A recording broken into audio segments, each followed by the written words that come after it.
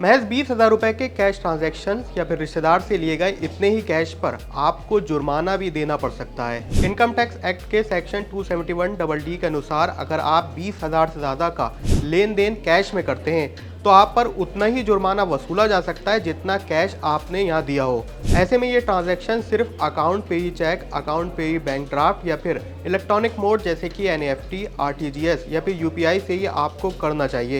इसके अलावा अगर कोई 20,000 से ज्यादा कैश का लोन लेता है तो भी सेक्शन 269(s) का वायलेशन होगा।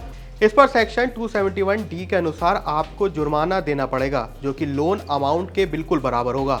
यानी कि अगर आप 30,000 का कैश में लोन लेते हैं या फिर आप देते हैं तो 30,000 का ही जुर्माना आपको देना पड़ेगा। वहीं अगर आप बिजनेस में किसी एक पर्सन से एक दिन में 10,000 से ज़्यादा का कैश लेते हैं तो भी ये खर्च आप टैक्स डिडक्शन में माइनस नहीं कर सकते।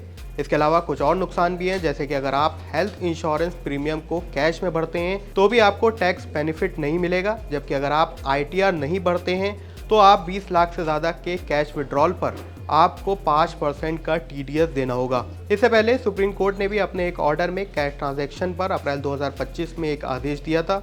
इसके मुताबिक अगर कोई पर्सन 2 लाख से ज़्यादा का कैश में लेन देन करता है तो ये इनकम टैक्स एक्ट के सेक्शन 269(ST) का वायलेशन माना जाएगा और इस पर उसके सेक्शन 271DA के तहत जुर्माना लगेगा। तो क्या आप भी ये छोटे मोटे ट्रांजैक्शन कैश में करते हैं तो इसको सीधे तौर पर आप ऑनलाइन मोड में ट्रांसफ़र करिए, वरना आप पर ये मुसीबत आन पड़ सकती है।